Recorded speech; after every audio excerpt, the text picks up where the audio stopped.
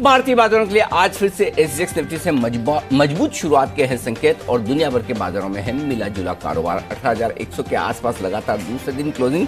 कैसा रहेगा आज का एक्शन, आइए करते हैं शुरुआत शेयर बाजार लाइव की। स्वागत है आप सबका, नमस्कार। मैं हूं अनिल सिंह जी और नमस्कार, मैं हूं दीपांशु भंडारी। जानेंगे अनिल जी से आज की रणनीति और कहां पर करना है आपको बाजार में फोकस। उससे पहले बताएं सर, आज के लिए ट्रिगर्स कौन से? ट्रिगर्स दुनिया भर के बाजारों से ऐसे हैं कि जैसे ट्रिगर्स ही ना हो। यही सबसे बड़ा ट्रिगर है कि कोई ट्रिगर वहां से है नहीं। बड़ी सुस्ती वाला माहौल है। एक्चुअली सुस्ती नहीं दीपा, पूरे के पूरे नहीं, अमेरिकी बाजार नकल करते हैं हमारी। एग्जैक्टली जैसे कल हम टॉप पर खुलकर थोड़ा सा बढ़े और बढ़ने के बाद दिन के लो पॉइंट पर बंद हुए एकदम सुस्ती के साथ। आप निफ्टी और डाउ का, सेंसेक्स और नेस्डेक का और बैंक निफ्टी और एसएनपी का चार्ट्स मिलाकर देख लें। एग्जैक्टली आपको चार्ट सारे के सारे सेम दिखेंगे। जैसे हमारा सेशन था कॉपी कैट, एकदम वैसे है अमेरिका के बाजार, ठीक है ना।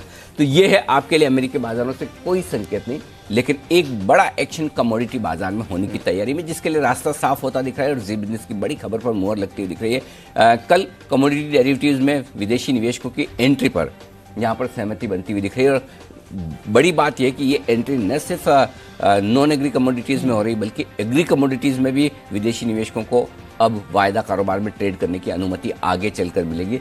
ये बड़ा डेवलपमेंट है। इंफ्रास्ट्रक्चर पर सरकार का फोकस, कल वित्त मंत्री ने प्रेस कॉन्फ्रेंस करके 95,000 करोड़ का आवंटन करने की बात कही है राज्यों को।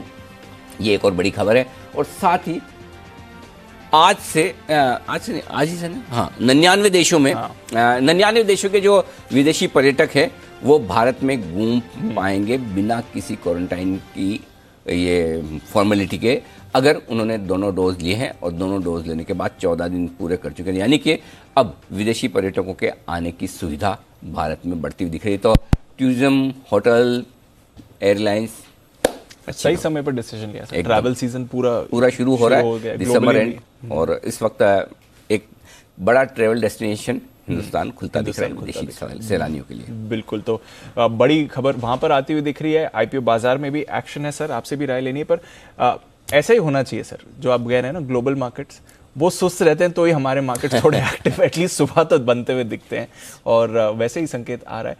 बट कल तो कुछ भी एक्शन नहीं हुआ सर यूएस में, मतलब सिवाय बॉन्ड डील के वहां पर और कहीं बढ़त नहीं हुई। और एक चिंता इन्फ्लेशन की यूएस में भी बढ़ती हुई दिख रही है, मार्केट्स ने ये दिखाया। और एक थोड़ी चिंता हमारे बाजारों के लिए भी है, क्योंकि कल जो होलसेल डेटा आया 5 महीने की ऊंचाई पर 12.5% सर, और नोमोरा की आज रिपोर्ट भी है, अगले साल 6% का इन्फ्लेशन देख रहे हैं। कल अमेरिका के बाजार भले गिरे ना हो, फ्लैट बंद हुए, लेकिन अच्छे नहीं थे जी।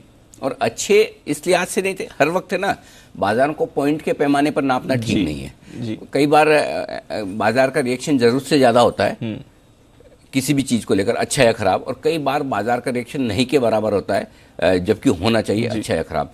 तो कल कायदे से देखा जाए तो अमेरिकी बाजारों का रिएक्शन थोड़ा खराब होना चाहिए था, लेकिन दिन की ऊंचाइयों से गिरकर डाउ नीचे बंद हो गया दिन के निचले स्तरों पर बिना किसी खास नुकसान के। दो चीजें खराब हुई है। एक, जैसा महंगाई का खतरा अमेरिका में बरकरार है, और वो महंगाई का खतरा बॉन्ड यील्ड्स में वापस से आता दिख रहा है। बॉन्ड यील्ड आपकी 1.6 हो चुकी है, 1.6%, वो ठीक नहीं है। दूसरा, डॉलर इंडेक्स लगातार मजबूत होता दिख रहा है, और डॉलर इंडेक्स की मजबूती दुनिया भर के इक्विटी मार्केट्स के लिए बहुत अच्छी खबर नहीं है, राइट। 95.4 के आसपास, फिर से 95.5 के आसपास 16 महीने की ऊंचाई पर 16 महीनों की ऊंचाई पर डॉलर इंडेक्स है। तो ओवरऑल आप ग्लोबली इक्विटी मार्केट के संकेत देखेंगे। एसजीएक्स निफ्टी देखकर आप खुश हो सकते हैं कि चलो हाफ सेंचुरी मार रहा है, लेकिन ऐसे देखा जाए तो कोई खास अच्छी बात वहां है नहीं। दूसरी बात, जैसा आपने जिक्र किया भारत का, वहां पर आई डोंट नो 6% योमुरा कह रहा है, वो होगा नहीं होगा वो बात की बात है, चलिए वो छोड़ दें, क्योंकि थोड़े हमने पेट्रोल डीजल के दाम घटाए हैं, थोड़े खाने के तेल के दाम घटे हैं, थोड़ी सब्जियों की, फलों की महंगाई कम होती हुई दिख रही, तो हो सकता है हम 6% ना भी दिखाएं। लेकिन इसमें कोई डाउट नहीं कि अगर 5-6 महीनों के उच्चतम स्तर पर होलसेल महंगाई दर आती है और 12-13% आती है, तो वो कोई कंफर्ट और कुशन तो आपको नहीं दे रही, करेक्ट। सो मेरे ख्याल से इन्फ्लेशन एक बड़ी ग्लोबल रिस्क है।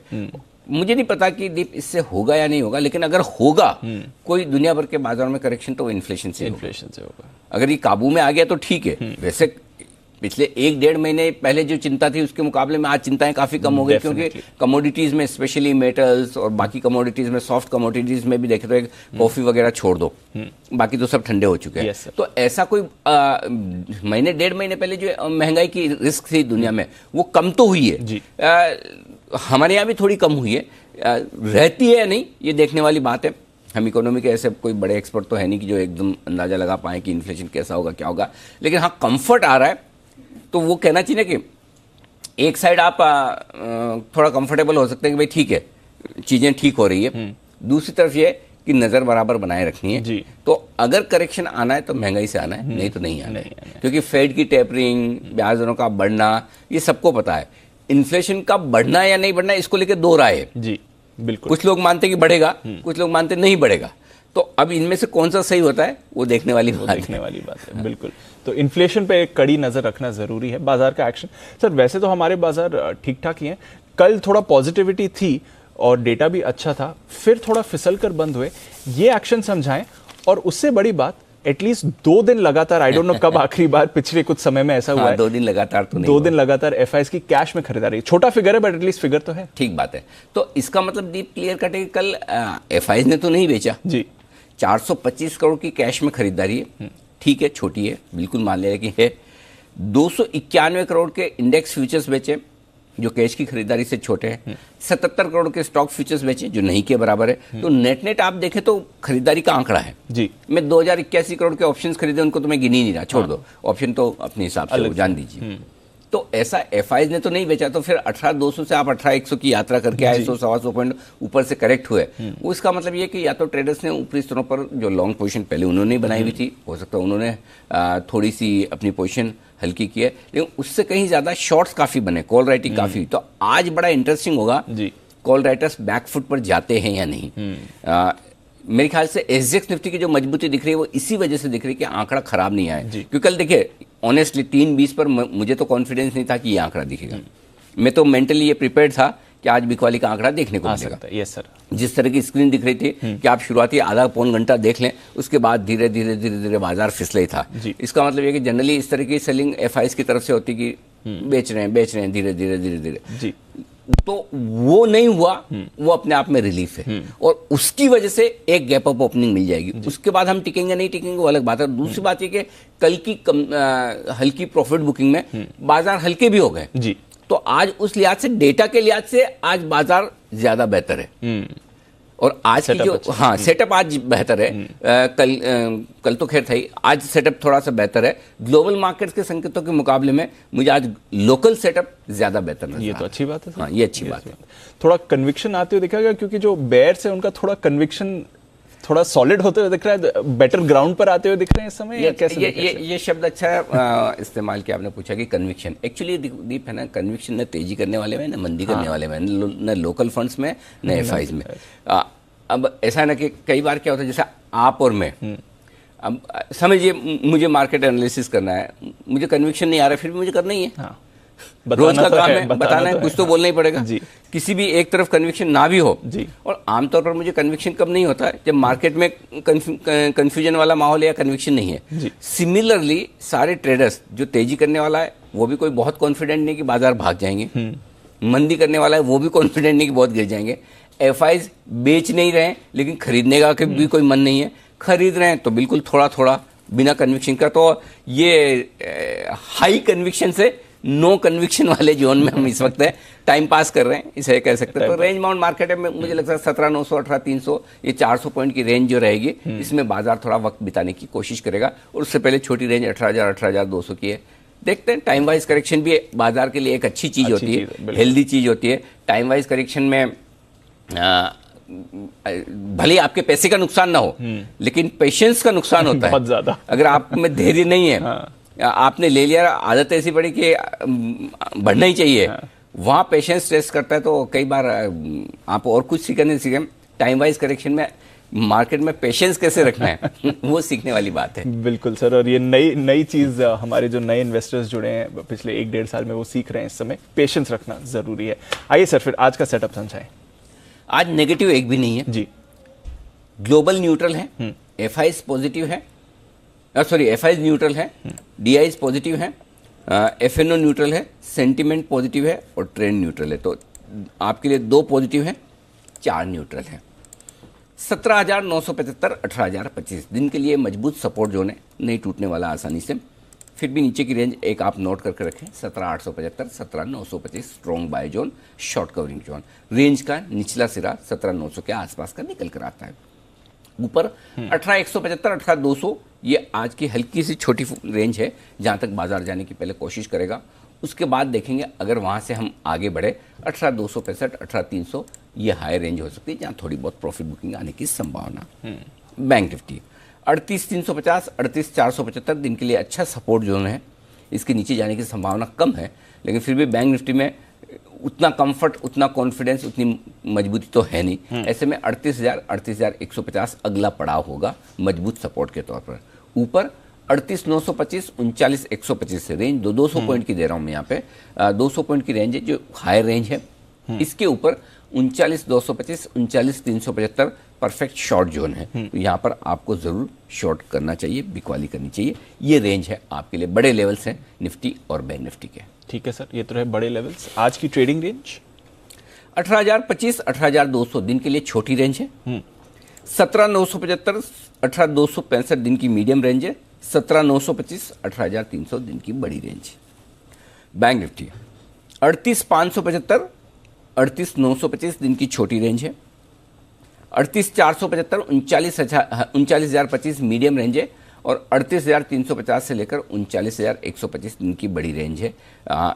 ब्रॉडली हायर साइड पर तो कल के हाइज हैं, वही मैं गिन रहा हूँ। लोअर साइड पे थोड़ा सा नीचे की रिस्क हल्की सी है, लेकिन वो इस बार का जो हमने करेक्शन देखा है जिसमें 38,347 का लो बनाया, उसके नीचे अभी नहीं दिख रहा। 300 साढ़े 300 पॉइंट के वहां जगह होती, तो वहां तक शायद एक बार टेस्ट हो जाए तो हो जाए, लो का अगर हो जाए तो। हाँ, अगर 1% की रिस्क नीचे की है। तो निफ्टी में, बैंक निफ्टी में जो आज की ट्रेडिंग रेंज है 1% अप 1% डाउन, उससे ज्यादा का मूव नहीं दी, उससे ज्यादा मूव नहीं।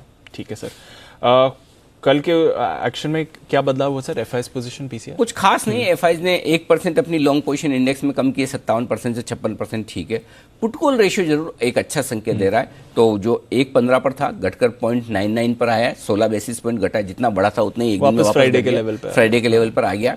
हल्के बाजार हैं, अच्छी बात है। हल्के इन सेंस कि ऐसा तो नहीं कहूंगा हल्के, हल्के लॉन्ग साइड पर है, शॉर्ट साइड पर तो हल्के नहीं है, भारी है। हाँ, शॉर्ट साइड पर तो भारी है, लेकिन पुट कॉल रेशियो तो दोनों से मिलकर बनता है ना, पुट और कॉल जी। कितने पुट हैं और कितने कॉल हैं, तो उस हिसाब से कॉल राइटिंग काफी हुई है कल के सेशन में। उस तो थोड़े से ओवरसोल्ड हम कॉल साइड पर हैं और बाय साइड पर थोड़े से हल्के हैं। ये एक अच्छा ही है संकेत, लाइट और कंफर्टेबल है आपके लिए पुट कॉल रेशियो। विक्स 2% बढ़ा है, ठीक है, कोई खास फर्क नहीं पड़ता। चलिए ठीक है, तो पोजीशंस पर आते हैं सर। फिर मौजूदा पोजीशन क्या करना है? दो चीजें दीप, वैसे छोटा स्टॉप लॉस और ठीक ठाक सा स्टॉप लॉस 17,975 का है इंट्राडे भी, क्लोजिंग में। अगर किसी को बड़ा स्टॉप लॉस रखना है तो 17,875 का होता है और 100 पॉइंट नीचे, उतने रिस्क रखने की जरूरत है। और जिनको बेहद छोटा स्टॉप लॉस रखना है, कल का लो 17,971 का है, तो उस हिसाब से मैंने क्लोजिंग बेसिस पे 18,071 का है, तो बिल्कुल छोटा रखना है, कल का लो रखो। मीडियम स्टॉप लॉस है 17,975, बड़ा स्टॉप लॉस 17,875, अपनी अपनी श्रद्धा के हिसाब से रखें। ये वाला ज्यादा ठीक लगता है डेटा के लिहाज से, 17,975।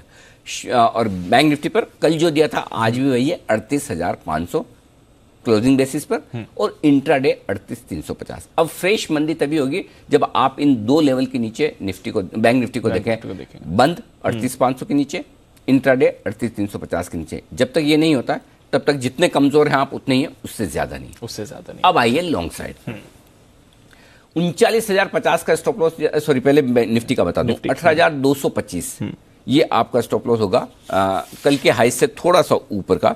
कल 18,200 का स्टॉप लॉस इंट्राडे के लिए टच किया, 18,210 का हाई बना। अब किसी ने ट्रिगर कर दिया होगा तो कर दिया होगा, नहीं किया तो ठीक है, 18,225 अब रख लीजिए इंट्राडे भी और क्लोजिंग बेसिस पर भी। बैंक निफ्टी का 39,050 का स्टॉप लॉस था, कल इंट्राडे में ट्रिगर हुआ, क्लोजिंग में नहीं हुआ। आज भी वही रखेंगे। जिनको फिर भी थोड़ा ऊपर रखना है तो 39,150 का रख लें, 100 पॉइंट और ऊपर रख लें, कल के हाइज के ऊपर आपकी मर्जी पर है। लेकिन मुझे लगता है अब 39,050 के ऊपर निकले, क्लोजिंग 39,050 के ऊपर हो तो फिर तो 100% शॉर्ट काट लेना चाहिए। इंट्राडे ट्रेडर्स इंतजार करें तो कोई दिक्कत वाली बात नहीं। ये आपके लिए स्टॉप लॉस। ठीक है, तो ये है आपके लिए मौजूदा पोजीशंस, किस तरह से बनाने स्टॉप लॉस। थोड़ी रेंज अलग हुई है बट लगभग कल के लेवल्स के आसपास के ही हैं। नई पोजीशंस बताएं सर। खरीदे निफ्टी 17,975 के स्टॉप लॉस के साथ, 18,175, 18,200, 18,265, 18,300, thank you very much. 4 target simple है, काफी है। ठीक है। जो लोग बेचना चाहते हैं, अब बेचने के लिए दीप थोड़ा सा इंटरेस्टिंग चीज है, कल हम 300 के आसपास बेचने का मूड बना रहे थे, 265 300 से, आज 200 से सोच सकते हैं, 18,200 से। अब जरूरी नहीं कि 18,200 पे आप बेच ही दें, इंतजार कर सकते हैं 265 का भी, 300 का भी। अगर एक आधी आपको लोट बेचना तो ऊपर का इंतजार करें, लेकिन मल्टीपल लोट्स जो बेचते हैं वो 18,200 पर एक बेचें, 18,265 पर दूसरा बेचें, 18,300 पर तीसरा बेचें। इस तरह से आप टुकड़ों टुकड़ों में बिकवाली कर सकते हैं। 18,375 का स्टॉप लॉस लगाइए, 18,125, 18,100, 18,075 और 18,025, ये 4 टारगेट हैं जिनके लिए आपको करनी है बिकवाली निफ्टी में। अब आइए बैंक निफ्टी जी। बैंक निफ्टी खरीदना है 38,350, 38,475 की रेंज में अगर मौका मिले तो वहां एक चांस लेना चाहिए विद स्ट्रिक्ट स्टॉप लॉस 38,300 का। छोटा स्टॉप लॉस लगाना है, यहाँ बड़ा नहीं लगाना है। एक बार 38,350 के नीचे जाकर टिका तो फिर खत्म है। फिर मतलब डिसिप्लिन के तौर पर आपको स्टॉप लॉस लगा ही लेना है, वो 38,300 होगा, ठीक है। ऊपर कितना जा सकते हैं, छोटे छोटे टारगेट्स आ रहे हैं थोड़े से, 38,550, 38,600 दो छोटे टारगेट है, 38,700, 38,825 मीडियम टारगेट है, 38,875 और 38,925 ये फाइनल टारगेट है। ये अगर आपको इस रेंज में एंट्री करनी, तो इस रेंज में एंट्री होने के चांस कम है, हाँ, मुश्किल है। इसलिए फिर दूसरी स्ट्रेटेजी जो है दीप, वो है एग्रेसिव ट्रेडर्स के लिए बैंक निफ्टी पर 38,500 का स्टॉप लॉस लगाना है। कल भी ये स्टॉप लॉस दिया था, ट्रिगर नहीं हुआ, आज भी नहीं होगा ऐसी मेरी उम्मीद है। 38,825, 38,875 दो छोटे टारगेट हैं, 38,925, 39,025 दो मीडियम टारगेट है, 39,125 और 39,225 दो बड़े टारगेट है। ये 6 टारगेट है जिनके लिए बैंक निफ्टी में एग्रेसिव ट्रेडर्स को जरूर खरीदारी करनी चाहिए। तो आज एग्रेसिव ट्रेडर्स का बाय बैंक निफ्टी में, निफ्टी में नहीं? निफ्टी में नहीं, निफ्टी में दोनों लेवल्स पे ही है, तो निफ्टी में एग्रेसिव ट्रेडर्स के लिए अलग से जरूरत ही नहीं है, सीधा स्टॉप लॉस ही दे दिया है। और जो लोग शॉर्ट करना चाहते हैं बैंक निफ्टी, अब 39,000 के आसपास से आपको बैंक निफ्टी शॉर्ट करने का मन बनाना चाहिए। अब ज्यादा बढ़िया तो है कि आप 39,125, 39,225 के आसपास बेचे, 38,925 से भी सोचना शुरू कर सकते हैं। और वो मैं इसलिए कह रहा हूँ दीप कि 39,000 पर कल काफी कॉल राइटिंग हुई है, तो आज 39,000 को हम पार करके टिक पाएंगे या एक बार गए तो वापस नीचे आ जाएंगे कली की तरह, वो देखना इंटरेस्टिंग होगा। तो आपको 38,925, 39,125, 39,225 ऐसे टुकड़ों में बेचना है। 39,375 का आपका होगा स्टॉप लॉस, माफ कीजिएगा, हाँ 39,375 का स्टॉप लॉस है। नीचे के जो टारगेट बनेंगे वो होंगे 38,825, 38,700, 38,600, 38,550 और 38,475, ये सारे टारगेट है जिसके लिए बैंक निफ्टी में ऊपर आप बिकवाली जरूर करें। कल भी कहा था जरूर करें, आज भी कह रहा हूँ जरूर। पेयर बना हुआ था long Nifty short bank Nifty, वो अभी भी होल्ड कर रहे हैं, चेंज होते हैं? नहीं, कोई चेंज नहीं हुआ। अगर लॉन्ग करना है तो अभी भी निफ्टी लॉन्ग करना है, शॉर्ट करना है तो अभी भी बैंक निफ्टी शॉर्ट करना है। देखो, कोई भी चीज चेंज कब होती है भाई, एक चीज आपने जो सीखी हुई है वो सीखी हुई है, आप वो चीज भूलकर दूसरी चीज कब सीखते हैं? या तो आपको मार पड़े या डांट पड़े। तो मार पड़ने का मतलब यहाँ पे क्या है, स्टॉप लॉस ट्रिगर होना, या ट्रेंड बदलना ऐसा कि निफ्टी अचानक से अंडर परफॉर्म करना शुरू करे, बैंक निफ्टी ज्यादा अच्छा करना शुरू करे। तो अभी तक तो ऐसा कुछ दिख नहीं रहा, तो अभी तक तो वही है, तो ऐसा कोई डांट पड़ने का, मार पड़ने का कोई संकेत ऐसा मिल नहीं रहा। इसलिए अभी तक यही स्ट्रेटेजी के साथ चलेंगे, long Nifty short bank Nifty, अगर आपको पेयर बनाना है तो। क्लियर है सर, चलिए तो ये है आपके लिए पूरी स्ट्रैटेजी। सर बैन लिस्ट रोज बढ़ रही है, IRCTC भी अब जुड़ गया, जैसा कल हम बैन से बेनिफिट में बात कर रहे थे, और बाकी जो 8 स्टॉक्स थे वो हैं, किसी भी स्टॉक की एग्जिट नहीं है। तो आज कुल 9 स्टॉक्स हैं बैन में। कभी कभी ऐसा लगता है जो स्टॉक्स बैन में जा रहे हैं तो लिस्ट बढ़ती जाए, तो अब जिनको ट्रेड करना वो कहाँ करें, चलो फिर दूसरे में करते हैं। हाँ। तो फिर और उनमें पोजीशन बनती है, वो भी जाते हैं, वो भी बैन ऐसा हाल है। कल IRCTC में यही दिख रहा था, लगता वही है। तो चलिए ये है आपके लिए बैंक का अपडेट। अच्छा, फंड्स की तो बात लगभग कर ही ली सर, पर वायदा कारोबार से कोई इंपॉर्टेंट लेवल्स आज के लिए? वायदा कारोबार में 18,000 मजबूत सपोर्ट है। 18,000 के पुट पर हाईएस्ट ओपन इंटरेस्ट है 40 लाख शेयरों का, ये आपके लिए सपोर्ट का काम करेगा। 18,200 पार करना मुश्किल है, 53 लाख शेयर है, ऑलमोस्ट हाईएस्ट ओपन इंटरेस्ट है 18,200 के कॉल्स पर, उसमें से 28 लाख शेयर कल ही जुड़े हैं। सो आपकी रेंज इमीडिएटली 18,000, 18,200 हो गई। 18,100 मेक और ब्रेक लेवल है, 18,100 के पुट पर 24 लाख है, कॉल्स पे 33 लाख शेयर है। तो मेरा ये मानना है एक बार 18,150, 18,200 की रेंज में वक्त बिताएगा। फ्रेश खरीदारी गैप से खुलने के बाद मैं तब करूंगा जब निफ्टी 18,225 के ऊपर टिके। हमारा वही फॉर्मूला काम आएगा, 18,225 के ऊपर टिकेगा तो ही फ्रेश खरीदारी करेंगे। अगर अभी से मैं बता दूं 50-75 पॉइंट ऊपर खुला तो नहीं खरीदेंगे। अच्छा, हाँ, वो 225 के ऊपर ही अब गिरना है। अब 225 के ऊपर ही खरीदेंगे फ्रेश खरीदेंगे। हाँ। 18,200 के आसपास खुल गया तो जो 195 दिख रहा, थोड़ी प्रीमियम हटा ले। अगर 18,200 के आसपास खुला तो वहाँ प्रॉफिट बुक करके फिर इंतजार करेंगे। गैप मिला तो बेचना है, बाकी फिर भी देख लेंगे 9.998 पे जब आपके सामने डाउ फ्यूचर्स बाकी होंगे। बट एज ऑफ नाउ मैं आपको बता सकता हूँ, गैप मिला तो ऊपर में एक बार बेच के फिर नीचे का इंतजार करेंगे, क्योंकि डेटा ये बता रहे हैं कि 18,200 225 पे हर्डल है। Bank Nifty 38,500 strong support, 18 lakh share हैं, पुट में हाईएस्ट है जी। 39,000 बड़ी रुकावट, 28 लाख शेयर हैं और उसमें से 13 लाख शेयर कल ही जुड़े हैं कॉल्स में। तो बैंक निफ्टी में 39,000 पर तगड़ी कॉल राइटिंग हुई है, इसीलिए मैं 38,925 से ही शॉर्ट करने की राय दे रहा था। इसका रीजन ये, तो बैंक निफ्टी में तेजी तभी करनी है जब 39,000 के ऊपर निकल कर टिके, यानी कि 39,050, अदरवाइज तेजी नहीं करनी। अदरवाइज या तो 38,350 38,475 की रेंज में आएगा तो, या 39,000 के ऊपर जाएगा तो मैं तो 39, अगर गैप मिल जाता आज बैंक निफ्टी में 250-300 पॉइंट का, 39,000 के आसपास खुलता है 38,925, तो वहां पर बेचना भी चाहिए, शॉर्ट भी करना चाहिए। अंडरस्टूड सर, क्लियर है, ठीक है।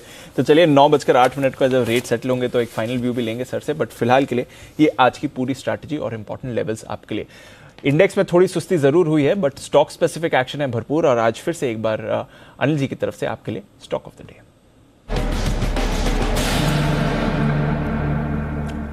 बताएं सर। खरीदारी करने की राय है, खरीदारी करनी है कि इंटरेस्टिंग और अच्छे फंडामेंटल वाले कैश के स्टॉक्स में, और वो है वाटेक वाबाग। 13 तारीख को शनिवार था, हाँ शनिवार को नतीजे आए थे जी। वैसे तो नतीजे आगे थे, कल भी पता था। रेवेन्यू अच्छा बढ़ा है, 608 करोड़ से 684 करोड़ बढ़ा है। कामकाजी मुनाफा 43 करोड़ से 56 करोड़ आया, मार्जिन 7 से 8% बढ़कर आए, और मुनाफा भी 14 करोड़ से 26 करोड़ तो बढ़ा है। हर तरह से रिजल्ट अच्छे हैं। आज एक अच्छी इंटरेस्टिंग रिपोर्ट भी है न्योमुरा की, जिन्होंने टारगेट 546 रुपए से बढ़ाकर 581 किया है। तो आप देखिए 581 स्टॉक चल रहा है अभी 330 के आसपास, ऑलमोस्ट 75-80% ऊपर के टारगेट है। राकेश झुंझुनवाला साहब भी एक अच्छी हिस्सेदारी रखते हैं इस कंपनी में, बढ़िया फंडामेंटली मजबूत स्टॉक है। यहाँ पर मुझे लगता है एक स्टॉप लॉस के साथ ट्रेडिंग की खरीदारी का मौका बन सकता है। 325 छोटा स्टॉप लॉस है, 6 रुपए नीचे, गैप से ना खुले तो खरीदें। 338, 344, 348 3 टारगेट मिनिमम है, उसके बाद देखेंगे क्या कुछ है।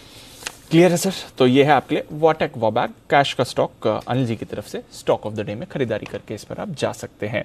आइए फिर जो और बाकी के स्टॉक्स हैं जहां पर आपको करना है फोकस, अहम ट्रिगर्स और सारी ब्रोकरेज रिपोर्ट्स, ये भी जान लेते हैं हमारी रिसर्च टीम के साथ। मानसी, देवांशी, वरुण और साथ ही आशीष तैयार है। मानसी गुड मॉर्निंग, बताएं आज के ट्रिगर्स क्या है। Good morning Deepanshu. ट्रिगर्स सबसे पहले वेल्सपन कॉर्प पर नजर रखें। शेयर होल्डर की बैठक में वेल्सपन स्टील और वेल्सपन कॉर्प के डीमर्जर पर फैसला होगा। वहीं जील इन्वेस्ट को मामले पर एनसीएलटी में सुनवाई होने वाली है, इस पर भी नजर रहेगी। टाटा स्टील पर फोकस रखना है। स्कीम ऑफ अमालगमेशन के तहत टाटा स्टील बीएसएल के जिन शेयरधारक को टाटा स्टील के शेयर मिलने वाले हैं उनके नामों का आज ऐलान होगा। वहीं अमारा राजा बैटरीज हाईकोर्ट में Andhra Pradesh pollution control board की कंपनी के प्लांट सस्पेंशन की जो अपील थी उसको लेकर अगली सुनवाई आज होने जा रही है। आज फूड्स एंड इंस एनएसई पर लिस्ट होता हुआ दिखेगा। वहीं प्राइस बैंड रिवीजन हुए हैं। मोंटे कार्लो फैशन में 20% से 10%, बार्बिक्यू नेशन 10% से 5% की कैटेगरी में गया है। और आज ऑडिट दिवस है, पहला ऑडिट दिवस, और ऑडिट दिवस के ही मौके पर एक प्रोग्राम में प्रधानमंत्री मोदी अपना एक एड्रेस भी देंगे जिस पर नजर रहेगी। टासन्स के आईपीओ अपडेट की अगर बात करें, पहले दिन 1.09 टाइम्स से भरता हुआ दिखा। रिटेल हिस्सा 2 टाइम्स और एनआई 0.17 टाइम्स भर गया। एक कंपनी के नतीजे कल आते हुए, रिजल्ट सीजन खत्म हुआ लेकिन कैश स्पेस की कंपनी टिन प्लेट ने कल अपने नतीजे जारी किए। दमदार नतीजे हैं। कंपनी की आय जो है करीब 80% की बढ़ोतरी देखने को मिली और मुनाफे में तो करीब 5 गुना का जंप लगा है। कंपनी का मुनाफा 16 करोड़ से करीब 75 करोड़ पर जाता हुआ दिखा। मार्जिन 6.5% से 12% रहे हैं। तो ये है आपके लिए एक सिंगल नतीजा जो कल आया है टिन प्लेट का, बढ़िया मुनाफे का। एक आध रिजल्ट आता कितनी इज्जत मिलती है पूरी डिटेल में डिस्कशन नहीं तो जब है ना वो देवांशी सुबह सुबह लिस्ट लेके आती है 15 पेज की, सर कौन से रिजल्ट लेने कौन से नहीं लेना, ये उड़ा दो ये उड़ा दो देखिए इसको खाली टिकर कर दो। शॉर्ट लिस्ट करने में मतलब ऐसे कैंची चलती खटखट, और यहाँ पे देखे ओह बहुत अच्छे से पूरा डिस्कशन टिन प्लेट में। तो इसलिए रिजल्ट धीरे धीरे आए, अलग अलग आए तो वही बेटर है। इस बार एक्चुअली थोड़ा वो दिवाली की वजह से बंच अप हो गया, वरना काफी होता। चलिए एक सोल जो नतीजा था उसका रिएक्शन, बट खबरें काफी हैं आज। आइए खबरों का सिलसिला भी शुरू करते हैं।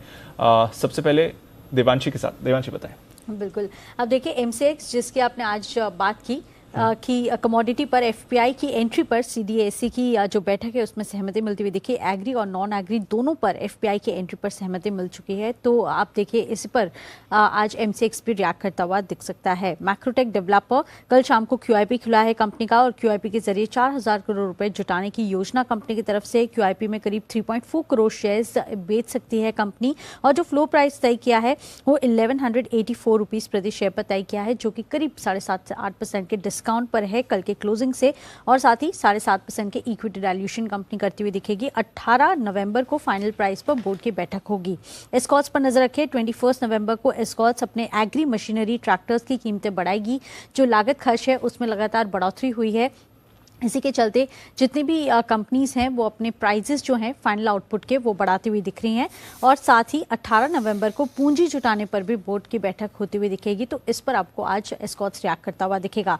Phoenix mills Canada pension plan के साथ जेवी किया है कंपनी ने। मुंबई में लोअर परेल में एक प्रॉपर्टी डेवलप करने के लिए जेवी की गई है, जहां पे हम देखेंगे कि जो कनाडा पेंशन प्लान है वो 49% होल्ड करेगी इस जेवी में। और इसी के चलते करीब 1350 करोड़ का निवेश कंपनी करती हुई दिखेगी।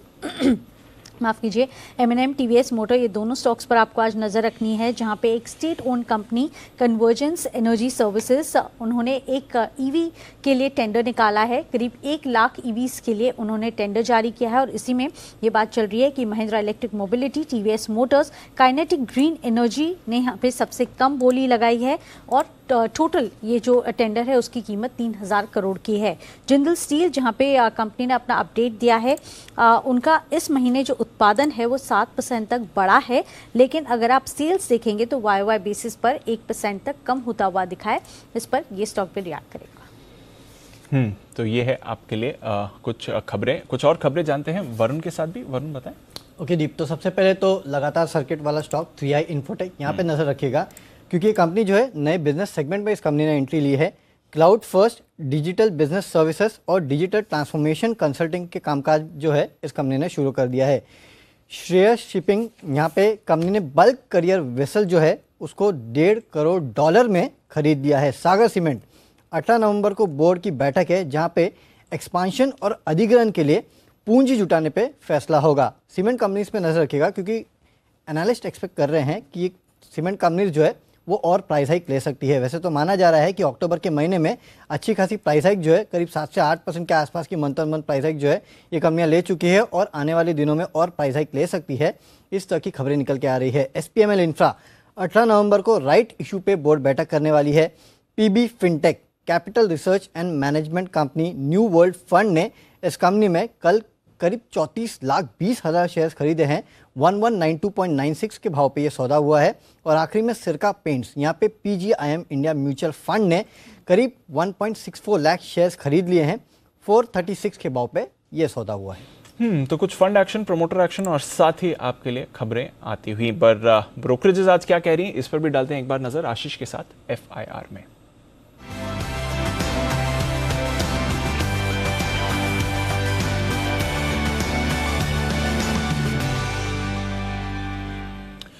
मॉर्निंग आशीष, बताएं क्या कहना है आज ब्रोकरेजेस का। Good morning Deepanshu. सबसे पहले देखिए L&T यहाँ पर दमदार रिपोर्ट्स आते हुए देखिए HSBC की तरफ से, जहाँ पर खरीदारी की राय को बरकरार रखा है। 2360 रुपये के लक्ष्य लिए 1947 की जो है कल की क्लोजिंग है। क्रेडिट स्विस भी देखिए आउट परफॉर्म की रेटिंग को बरकरार रखे और लक्ष्य इन्होंने जो है बढ़ा है, 2200 से बढ़ाकर सीधा 2450 रुपये का कर दिया है। कह रहे कि आगे जाकर कैश फ्लोज और मार्जिन में बड़ा सुधार देखने को मिलेगा।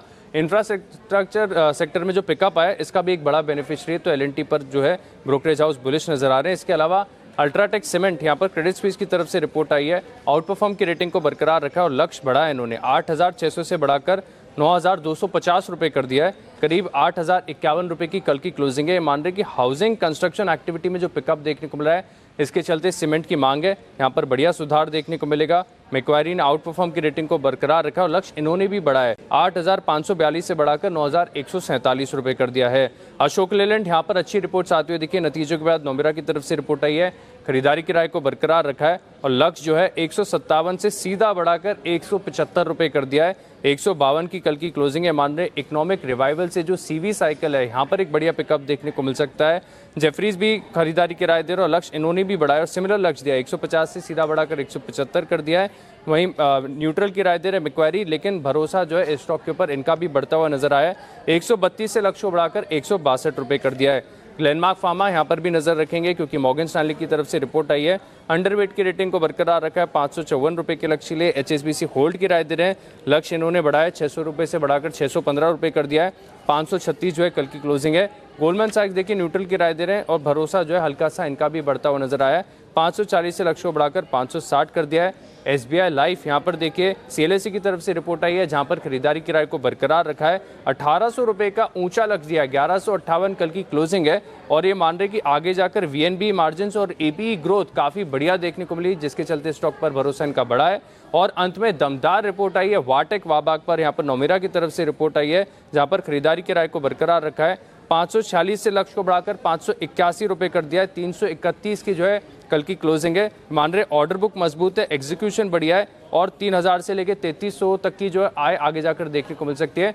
दमदार रिपोर्ट आई है वाटेक वाबाग पर। ओके, तो ये हैं तमाम रिपोर्ट्स जिन पर आज रहेगा भरपूर एक्शन आज के सेशन में। आइए करते हैं स्वागत हमारे सभी मेहमानों का। वक्त है पिक ऑफ द डे का।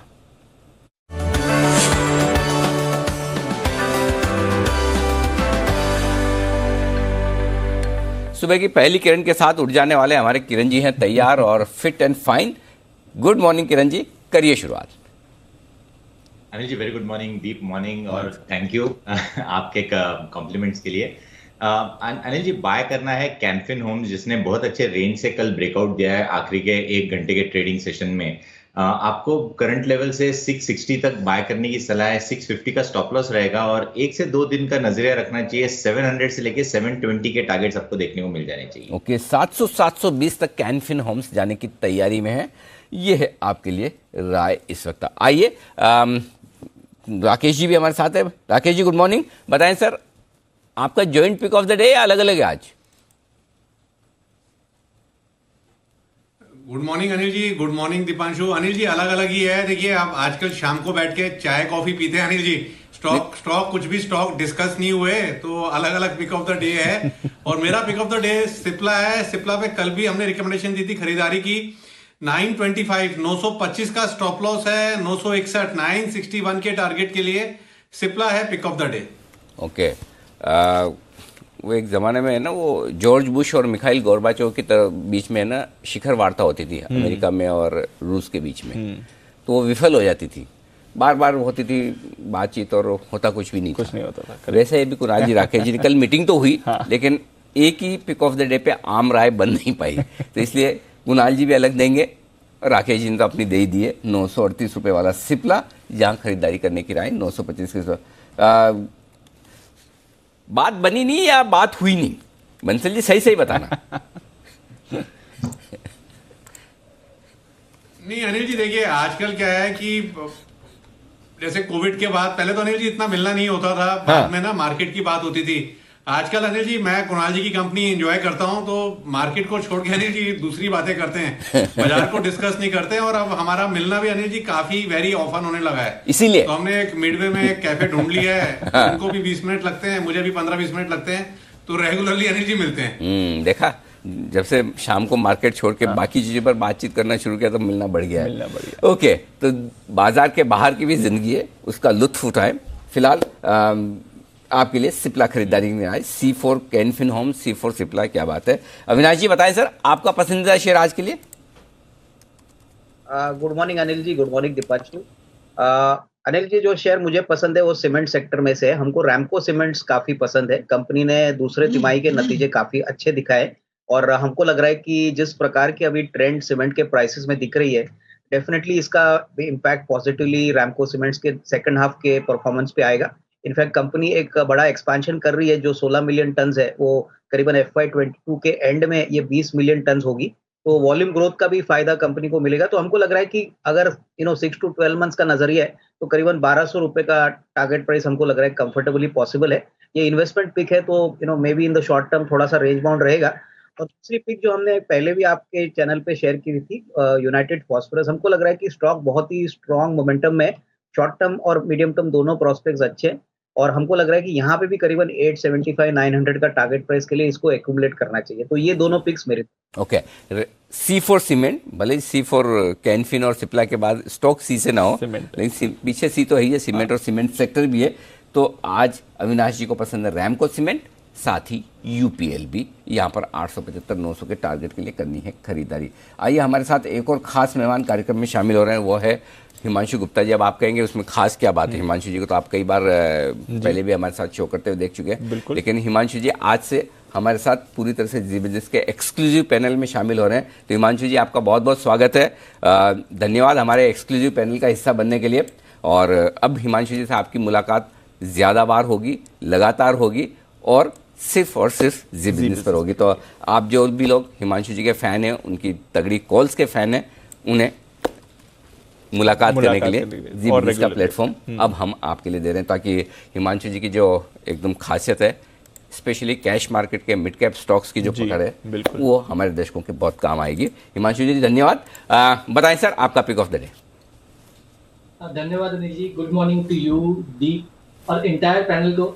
और अनिल जी, मैं इतना कहना चाहूंगा कि मैंने ये पूरा जो टीम है, इसको बहुत मिस किया पिछले कुछ हफ्तों में, और बहुत अच्छा लग रहा है वापस जुड़कर आप लोग सभी के साथ। होपफुली मैं डिलीवर कर पाऊंगा अच्छा। Pick of the day Anil ji, as usual 2 pick of the day हैं। पहला फ्यूचर सेगमेंट से अशोक लेलैंड, 152 रुपए के आसपास का क्लोज है। मेरा ऐसा मानना है अनिल जी कि मल्टीपल अटेम्प्ट इस स्टॉक ने काफी बार यहाँ पर पिछले काफी हफ्तों में करे 150 के ऊपर क्लोज होने के, लेकिन कल जिस तरह का यहाँ पर एक क्लोज देखने को मिला है, वो एक डिसाइसिव क्लोज है।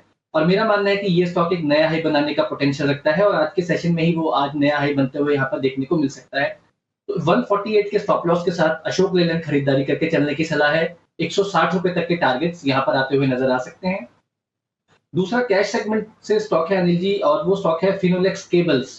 तो यहाँ पर अनिल जी कल एक बहुत ही शानदार ब्रेकआउट आते हुए नजर आया है। वीकली चार्ट्स में से एक फ्लैग फॉर्मेशन का ब्रेकआउट नजर आया है, ह्यूज वॉल्यूम्स के साथ यहाँ पर जो ब्रेकआउट है वो बनता हुआ नजर आया। तो मुझे लगता है कि यहाँ पर जो तेजी है वो आज और आने वाले शॉर्ट टर्म में भी कंटिन्यू होती हुई नजर आ सकती है।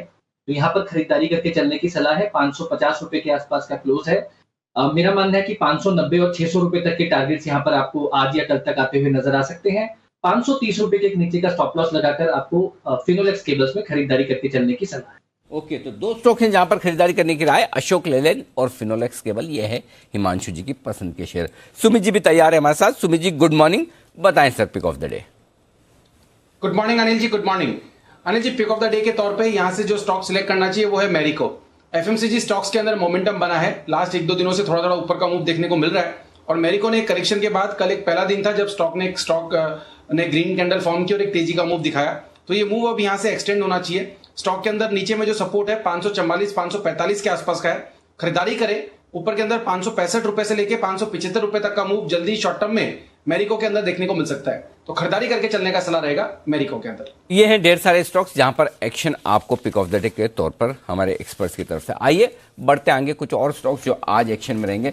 सबसे पहले राय ली जाए एस्कॉर्ट्स पर, जहां पर खबरें आ रही कि 18 तारीख को एक अहम बोर्ड बैठक होने वाली है जिसमें पूंजी जुटाने पर विचार किया जाएगा। जैसा कि हमने भी सितंबर के अंत में ये खबर की थी कि क्यूबोटा जो इनका पार्टनर है, जापानीज पार्टनर, वो स्टेक बढ़ा सकता है। अब देखना है कि परसों वाली बोर्ड बैठक में क्या वाकई में क्यूबोटा यहाँ पर स्टेक बढ़ाता है, किन्हें ये स्टेक सेल की जाती है, वो इंटरेस्टिंग होगा। कल स्टॉक 3.5% 4% मजबूती के साथ डे हाई के आसपास बंद हुआ। अविनाश जी राय दीजिए एस्कॉर्ट्स पर अपनी। वायदा कारोबार के बैन में है वैसे, इसलिए मैं फंडामेंटल राय ही लेना चाहूंगा, बताएं सर। नहीं, इनफैक्ट अनिल जी ये न्यूज़ फ्लो काफी पॉजिटिव है, क्योंकि डेफिनेटली मार्केट्स उम्मीद कर रहा था कि कहीं ना कहीं प्राइस इंक्रीज और फंड रेजिंग, ये 2 बातें हैं जो मार्केट पहले से एज्यूम कर रहा था कि एक्सपेंशन के लिए इनको जो पैसा लगेगा इसमें थोड़ा बहुत फंड रेजिंग होने वाला है। मेरे ख्याल से होपफुली क्या प्राइस पे फंड रेजिंग होगी वो इम्पोर्टेंट रहेगा। और सबसे बड़ी बात, प्राइस इंक्रीज तो डेफिनेटली एक अच्छी बात है, क्योंकि इनका जो प्राइस इंक्रीज का बेनिफिट होगा वो इनको ऑब्वियसली तीसरे तिमाही के एंड में और चौथे तिमाही में रिफ्लेक्ट होगा। ओवरऑल ट्रैक्टर मार्केट हमको लग रहा है कि जो ग्राउंड रिपोर्ट्स हमको मिल रहे हैं वहाँ पे नंबर्स काफी स्ट्रांग और एनकरेजिंग आ रहे हैं, और होपफुली FY22 भी प्रीवियस ईयर के जैसे काफी स्ट्रांग रहेगा। तो मेरे ख्याल से जिनके पास है Escorts continue to hold on. और इसमें कोई डाउट नहीं कि आज थोड़ा सा एक्शन में रहेगा स्टॉक, तो कोई माइनर करेक्शन अगर आती है तो इसको जरूर एक्यूमुलेट करना चाहिए। ओके, तो ये आपके लिए राय स्कोर्स पर आती हुई माइनर करेक्शन में करें खरीदारी, बैंड से बाहर निकलेगा या नहीं ये देखना इंटरेस्टिंग होगा। अदरवाइज कैश में आप खरीद सकते हैं। अंदाजा लगाया जा रहा है कि 1750 से 1900 रुपए के बीच में अलग अलग अंदाजे हैं कि लोग कह रहे हैं कि डील हो सकती है। देखते हैं क्या कुछ होता है, 18 तारीख को आपको समझ में आएगा। तब तक आइए एक और स्टॉक है जिस पर किया जाए फोकस और वो है वेल्सपन कॉर्प। सुमित जी चार्ट्स देखिए, दीजिए अपनी राय। आज शेयर होल्डर्स के साथ बैठक है, उसमें एक फॉर्मेलिटी के तौर पर सही, लेकिन वेल्सपन स्टील और वेल्सपन कॉर्प का अलग अलग डी मर्जर किया जाएगा, उस पर सहमति बननी है। बताएं सर, स्टॉक में कुछ दम है या छोड़ दें? अनिल जी, पिछले 5 दिनों में वेलकॉर्प के अंदर लोअर लेवल से एक अच्छा अपसाइड मूव देखने को मिल रहा है। 125-126 से रैली स्टार्ट हुआ था और अभी 141-145 के आसपास थोड़ा सा ये पॉज ले रहा है, तो इसके अंदर फ्रेश मोमेंटम बनेगा जब 145 के ऊपर ये सस्टेन करेगा। 145 का लेवल ऊपर में टूटता है तो फिर 155 से 160 तक का मूव देखने को मिल सकता है। फ्रेश खरीदारी 145 के ऊपर बनेगी। स्टॉक का जो नीचे में सपोर्ट है, अब जो फ्रेश सपोर्ट है वो 135 के आसपास है, यानी 135-145 इधर साइड मूव फिर बड़ा देखने को मिलेगा। 145 के ऊपर फ्रेश खरीदारी करें। 145 के ऊपर निकले तो ही खरीदारी करें, अदरवाइज इंतजार। आइए एक और स्टॉक है जहां पर एक्शन दिखेगा, वो है टिन प्लेट। मुदित जी माफ कीजिएगा, हिमांशु जी इसके चार्ट्स तैयार रखिएगा। तब तक कुणाल जी आ चुके हैं, तो एक बार कुणाल जी से जल्दी से उनका पिक ऑफ द डे ले लिया जाए और उसके बाद टिन प्लेट के नतीजों पर करेंगे बातचीत। कुणाल जी सुप्रभात, बताएं सर। सुप्रभात अनिल जी, सुप्रभात दीपांशु। अनिल जी, खरीदारी की राय है और खरीदना है अशोक लेलैंड। कल हमने देखा कि एक बड़ा जबरदस्त मूव अशोक लेलैंड में आता हुआ दिखाई दिया। मुझे लगता है अनिल जी आज भी तेजी रहेगी, बाय करके चलें। 148 रुपए पर 148 पर स्टॉप लॉस रख लें। 158 का एक मुश्त टारगेट होगा। तो 58 के टारगेट के लिए करें खरीदारी। अशोक लेलैंड पसंद है हिमांशु जी को भी, और कल भी यहां पर खरीदारी की राय हमारे एक्सपर्ट्स की तरफ से आती हुई दिखी भी। आइए टिन प्लेट नतीजे बता दूं, साल दर साल रेवेन्यू 80% बढ़ा है, कामकाजी मुनाफा 235%, माय गॉड, 32 करोड़ से 107 करोड़, मार्जिन 6.5 से 12%, गजब। 5 गुना लगभग मुनाफा बढ़ता हुआ दिखा है, 16 करोड़ से 75 करोड़। जबरदस्त नतीजा, जबरदस्त है। हिमांशु जी चार्ट्स। देखिए, पहली बात यह है कि हर टाइम फ्रेम में ये स्टॉक खरीदारी के लिए ही परफेक्टली एलिजिबल कैंडिडेट है, चाहे वो शॉर्ट टर्म है, चाहे वो मीडियम टर्म है, चाहे वो लॉन्ग टर्म है। बहुत बड़े चार्ट्स पे राउंडिंग बॉटम का फॉर्मेशन बना और उसके ब्रेकआउट के कगार पर है। शॉर्ट टर्म टाइम फ्रेम पे अगर बात करता हूं तो एक हाई बनाने के बाद शॉर्ट टर्म मूविंग एवरेजेस को रिटेस्ट करने के बाद फिर से वहां मोमेंटम पिकअप होने की तैयारी है। तो all in all Anil ji, मुझे लगता है कि 300 रुपए का एक साइकोलॉजिकल स्टॉप लॉस लगाकर यहाँ पर तेजी की पोजीशन बनाए रखें। अगर आप सिर्फ बहुत शॉर्ट टर्म ट्रेडर है तो 340-350 रुपए के टारगेट्स आपको आने वाले कुछ दिनों में आते हुए नजर आ सकते हैं। लेकिन ये एक ऐसा स्टॉक है जो कि टेक्निकल टर्म्स पर इतना स्ट्रांग लग रहा है, लीडिंग इंडिकेटर्स, लैगिंग इंडिकेटर्स इतने स्ट्रांगली प्लेस्ड है कि मुझे लगता है कि आने वाले समय में, आने वाले कुछ हफ्तों में लगातार हायर हाइज आपको नए हाइज बनाता हुआ नजर आएगा। तो इसको पोजिशनली होल्ड करके चलने की सलाह रहेगी। तो ये है आपके लिए टिन प्लेट। नजर रखिए, चार्ट्स भी बढ़िया हैं और नतीजे तो दमदार आपको आते हुए दिखें। कल भी स्टॉक एक्शन में था, पर एक और स्टॉक जो पिछले कुछ समय से एक्शन में रहा है और जी बिजनेस की एक्सक्लूसिव खबर पर मुहर भी लगती हुई दिखी है। कमोडिटी डेरिवेटिव्स में एफपीआईज की एंट्री, इसकी तैयारी की जा रही है। कल बैठक में भी इस पर सहमति बनती हुई दिखी।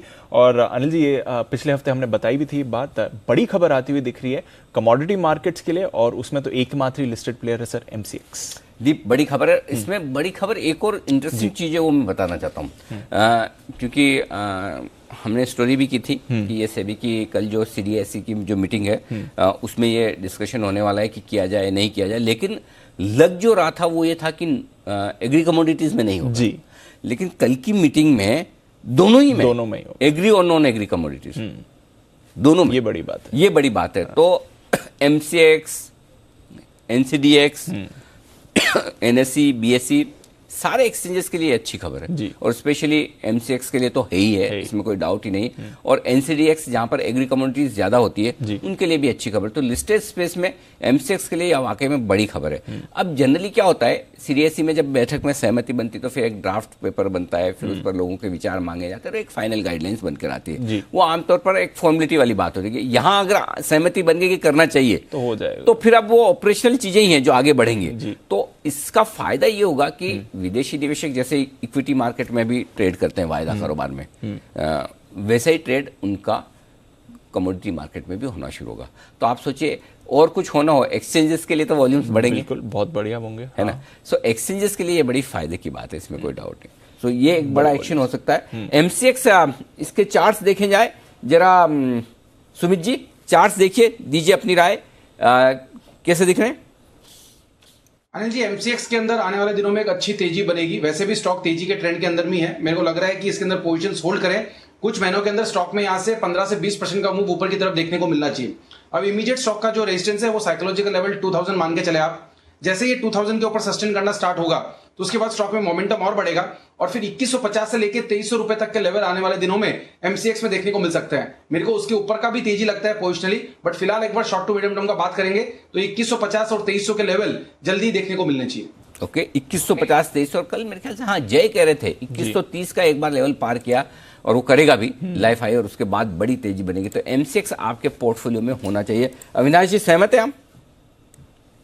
नहीं, बिल्कुल। इनफैक्ट अनिल जी देखिए, एमसीएक्स को सबसे ज्यादा फायदा होगा क्योंकि वो मोनोपोली प्लेयर है और ऑब्वियसली वॉल्यूम अगर बढ़ते हैं तो इनका बिजनेस वॉल्यूम ड्रिवन है। वॉल्यूम्स अगर बढ़ते हैं तो इनके लिए इंक्रीमेंटल जो मुनाफा है वो बढ़ेगा। मेरे ख्याल से काफी समय से ये बातें हो रही थी और अभी अगर ये फ्रक्टिफाई होती है और आने वाले 3-6 महीने में अगर ये ऑपरेशनल होती है तो डेफिनेटली एमसीएक्स को सबसे ज्यादा फायदा होगा। आपको बहुत बड़ा अर्निंग्स ग्रोथ यहाँ से देखने को मिलेगा। तो उसमें कोई डाउट नहीं कि ये शेयर आज नहीं बट आने वाले 6 से 12 महीने में अच्छा आउट परफॉर्मेंस दिखा सकता है। ओके, 6 से 12 महीने में ये स्टॉक करेगा कमाल, ये मानकर चलें। और वैसे भी जैसे जैसे एनएससी के आईपीओ के दिन नजदीक आएंगे, एक्सचेंजेस के वैल्यूएशन की री रेटिंग होना डायरेक्टली इनडायरेक्टली संभव है ही। एक और स्टॉक है जिस पर राय ली जाए और वो है मैक्रोटेक डेवलपर्स। बंसल जी चार्ट्स देखिए, पहले भी आपकी रिकमेंडेशन लिस्ट में रहा है। यहाँ पर क्यूआईपी लॉन्च किया है इन्होंने, कल शाम खुला है। 3000 करोड़ का था, लेकिन अब ये डिमांड जिस तरह से आ रही है बताने की 4000 करोड़ का क्यूआईपी होगा। इक्विटी डाइल्यूशन बढ़ा है 7.5%, और जो सेबी के नियम है कि लिस्टिंग के बाद आपको 3 साल में इक्विटी अपनी 75% लानी है, अभी 89% है, तो उस हिसाब से इन्हें बेचना ही है। लेकिन डिस्काउंट पर हो रहा है, 1184 रुपये का डिस्काउंट फ्लोर प्राइस है, जो लगभग 8% डिस्काउंट पर है। तो क्या लेवल आए अगर मैक्रोटेक डेवलपर्स में मार्केट में, तो वहां पर आप इन्वेस्टमेंट के लिहाज से खरीदारी की राय देंगे? नीचे के लेवल्स बताएं जरा। देखिए Anil ji, any price less than 1190, 1190 का कोई नीचे का कोई भी प्राइस अगर मिलता है तो वो अच्छे स्तर हैं। जिन स्तरों पर हो रहा है 1184 जो अभी आपने बताया अच्छा लेवल है। उसके बाद नीचे में 1150 अच्छा सपोर्ट है। 1150 से लेकर 1190 का जो जोन है, खरीदारी का जोन है, तो इस जोन में आता है। तो जिनका नजरिया है निवेश का, बिल्कुल खरीदना चाहिए 1150 से 1190 के जोन में। 1150 से 1190 की रेंज में आए तो करें खरीदारी। ये है आपके लिए बढ़िया लेवल मैक्रोटेक डेवलपर्स पर आता हुआ। एक और इसी तरह का रियल एस्टेट स्टॉक है और वो है फिनिक्स मिल्स। जरा कुणाल जी इसके चार्ट्स देखिए। कनाडा पेंशन फंड के साथ में इन्होंने एक जॉइंट वेंचर किया है मुंबई के लोअर पर इलाका, हमारा जिधर ऑफिस है उसके आसपास का कोई न कोई इलाका है जहां पर एक प्रॉपर्टी डेवलप करेंगे। और इसमें जो फंड है वो 49% 49% हिस्सा लेगा, 1350 करोड़ रुपए निवेश करेगा। फिनिक्स मिल्स यहीं पे क्या पास वाले जो मॉल है उसी के आसपास? हाँ, उसके पास शायद मेरे ख्याल से वहाँ जगह खाली है ना? बीच में एक प्लॉट है। हाँ, शायद तो वहाँ पर शायद डेवलपमेंट होता हुआ दिखेगा। तो फिनिक्स मिल्स जरा चार्ट देखिए सर।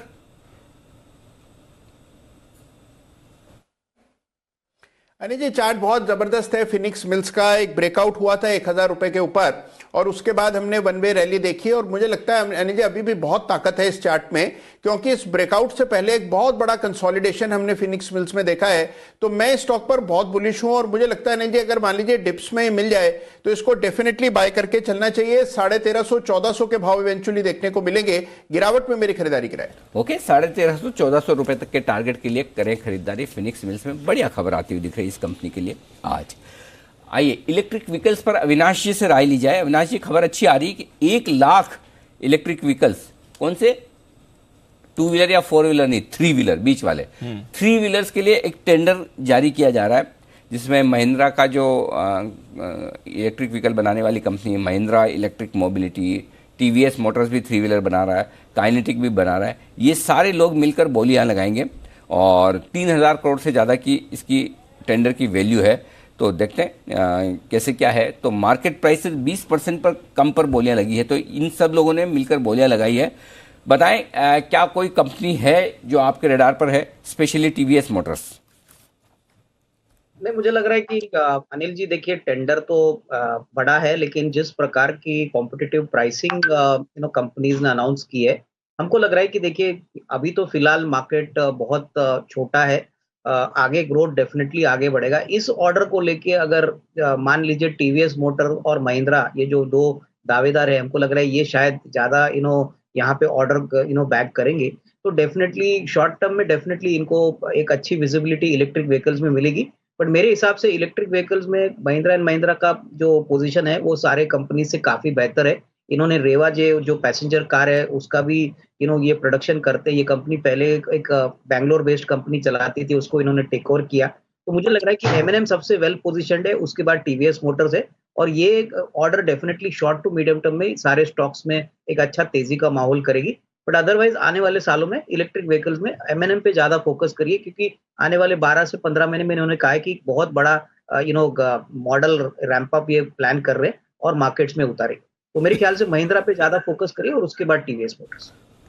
ओके, तो ये है आपके लिए महिंद्रा एंड महिंद्रा और टीवीएस। इन स्टॉक्स पर रखनी है नजर रखिए वागले साहब पर भी, भले वो स्टॉक ना हो लेकिन स्टॉक के एक्सपर्ट तो है ही है। आ चुके हैं हमारे साथ वागले साहब, गुड मॉर्निंग, बताएं sir pick of the day. Anil ji good morning, Deepanshu good morning. मेरा पिक ऑफ द डे मैंने कल ही बता दिया था, जी एंटरटेनमेंट। 326 का बंद है, 318 का मेरा स्टॉप लॉस होगा, 345 का मेरा टारगेट होगा, वो आ जाएगा, आज या कल में आएगा, 1 से 2 दिन का व्यू है। तो इसमें एक ब्रेकआउट होने की तैयारी है। अगर आपको डे ट्रेड लेना है तो 330 जैसे ही क्रॉस करेगा इसमें डे में मोमेंटम आएगा। एक 10 रुपए की मूव ड्यूरिंग द डे 1 घंटे में आ सकती है 330 निकलने के बाद। ओके, 330 के पार फिर इनविटेशन का इंतजार न करें कि वागले साहब आएंगे और आपको कहेंगे प्लीज ले लीजिए, खरीद लीजिए, ब्रेकआउट हो गया। अभी से बता दिया है और एकदम सही बताया, क्योंकि पिछले 4-5 बार ऐसा हुआ है 329 330 के आसपास आकर रुकता है और वापस यू टर्न। तो इसलिए वागले साहब ने एकदम आपको सही वक्त पर आपको पूरी राय दे दी है, ध्यान रखिएगा।